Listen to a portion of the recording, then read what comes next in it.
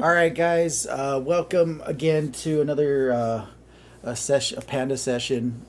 Today we're gonna dive into lighting, and I'm gonna make a plane real quick, like a cool little backdrop to show you guys how to do it, and also gonna start making a stage, and we'll get into that. So let's get started. So right now I got my little beast in here. And he's chilling. So we're gonna go ahead and start with the plane first, just to knock that out. So what we're gonna do is you're gonna press Shift A, and you're gonna go to the mesh, and you're gonna pick plane. So once you get that plane out, you're gonna go ahead and press S to scale, or you can press the little icon right here, the scale icon, and I'll go ahead and resize it. So, I mean, I really don't go that crazy because my camera usually sits at like 1080 by 1080 anyways, but if you want it, if you need to get crazy, like you can.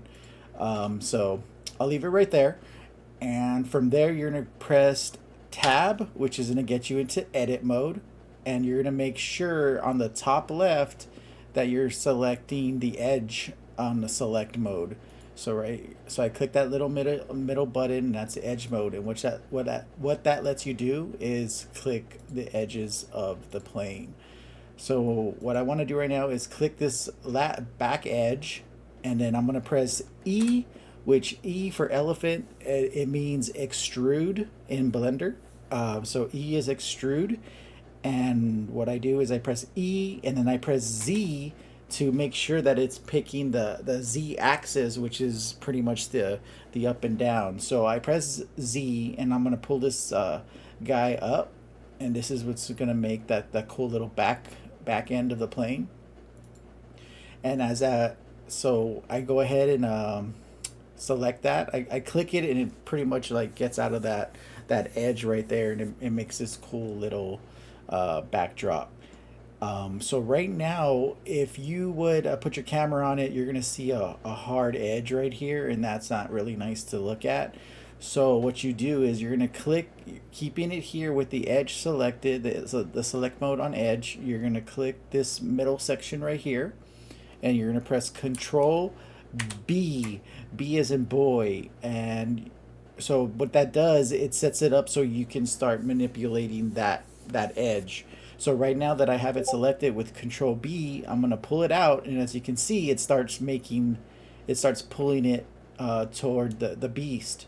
And right now it's kind of making like a cool little angle, but what we want to do is smooth it out. So what you're gonna do is use your control wheel on your mouse. So you're just gonna start scrolling it, and it's gonna start breaking it down, giving it like cool little subdivisions, and it's gonna make it into like this nice little. You can go as far crazy as you want, but I don't go too much. Like right there, I think is fine. And then you just press your mouse, and it selects it.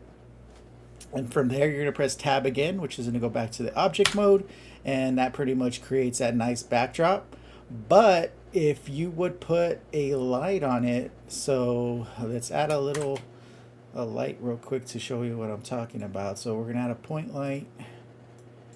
And right now, as you can see, these creases are not smooth. So like, it's going to look kind of janky. So what we're going to do is you select the plane you just made, and you right click it, and you go to shade smooth, and that magically takes those cool little lines out. So now this is like a smooth little backdrop for you, and it looks great. But oh, I forgot to mention, this is all just starting from scratch. Like, so I pretty much opened Blender, deleted that cube in the beginning, and then I added my beast in there. I forgot to mention that because I just pulled that all out. But so this is not like how Red sets it up, because Red, he uses like the cool backdrops that are given to us. Usually with what I do is, unless I need them, but I usually just create it from scratch. And but that's how you make the backdrop. But right now he's pretty much chilling in the darkness because there's no light or anything like that, because I deleted it. So what I'm gonna do is show you the 3-point lighting, to help all the lights come into play. So I don't, you're not going to be able to see this since I'm screen grabbing just like the blender side. But if you when you press, oh, you do see it. Never mind. Do you see? Oh yeah, you do see it. Never mind. Cool. So you hit preferences. Oh, that's where you don't see it. Never mind. Oh, anyway, so you hit preferences, and you're gonna go into an option that says add-ons. When you're in that option area, you're gonna pick. You're just gonna go to the little search bar in add-ons, and you're gonna select lighting. You're just gonna type light, and then you're gonna get three options. And one's lighting dynamic sky. The second one is lighting sun position, and the one that I use is lighting tri lighting. So you're gonna go ahead and just click that little square and check mark it, and what that does, it puts it into the system, and then you're just going to close the preferences. Now, once you have that enabled, you're going to click your beast. You can click them like pretty much anywhere on him, and then you're going to press Shift A, and you go down to where it says light, and then you're going to see this option called 3-point lights. Now, when you select that, what it does, it starts, it even gives you a camera. That camera came out of nowhere, unless it was there and I just didn't see it. Anyways, I thought I got rid of this guy. Um, so we'll talk about the camera right now. Anyway, so you're gonna get these three lights that are surrounding the beast now. Now, what they do is that this gives you the ability to manipulate a front light, a side light, and a back light, which helps you frame the beast itself. But as you can see, these lights are kind of turned down, right? So what you do is you're going to click one of the lights, and you're going to go on the little property panel, and then you're going to pick object data properties, and this is like the little light, and this is where you get the power of the light. What I usually do is crank it up to about maybe 500, just to see like how bright that might be, and then from there you can start adjusting. So that's like too bright, so I'll go down to like maybe 100, and it gives you like a nice little flat glow to it. And then you'll pop into the other light, and then you'll do the same thing, and then this will kind of start giving it like the cool little shadows and the backlight as well. And this one can go behind it to give like a little cool like contrast to it. um, so when you get it actually in the, let's bring this camera back in now. What I like what Red said, when you, the cool thing about Blender is that you can have like the multiple screens. I mean, you probably could do it on Cinema 4D too, but I like to say Blender only does it, so we'll just stick with that. But what I do is I'll usually set up one side for the camera, one side to manipulate it. So on the right side, I'll just use that as my camera side. So I'll click the camera. You can either press this little icon right here, or you can press 0 on the keyboard, and it'll pop into the camera mode. I also like changing, well, for me, I like changing, I know it's usually 1920 by 1080, but I like keeping it like in a nice square, so I just change it to 1080 by 1080, and that's in the output property section. And so here you can start manipulating where you want your your camera to be. Usually I work it like this. I know Red does it his cool way by doing the camera view, and that's an awesome way of doing it too.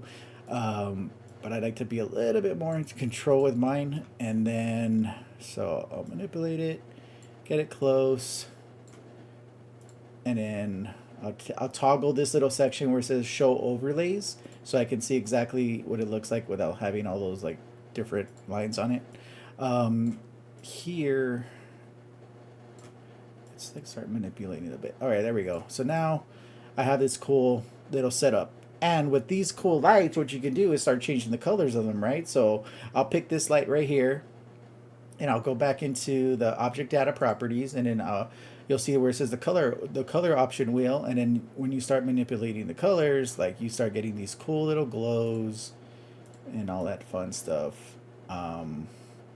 I always like these color setups, and then maybe the background can be a little, we'll just keep that one white. Anyways, but that would be like the tri-lighting setup. And here you can start manipulating stuff from then on, like making something a higher range or a darker range. But yeah, I want to go ahead and stop right here to see if there's any questions right now.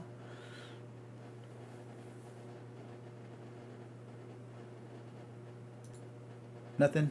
Okay, we're just This chilling. this All right. this may be where you're going. Are you going to blinking lights?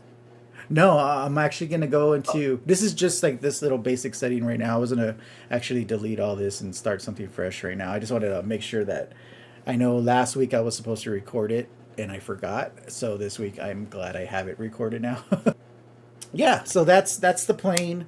That's the tri lighting. Of course, with the plane, you can always manipulate the colors too, and I'm pretty sure Red went over this too. You just go into the material properties, you add a new one to it, and then like you start adjusting like the colors of the background to whatever you want it to be, and yeah, so that's pretty much the plane and the tri lighting. I hope that was a little bit easier for you guys to see.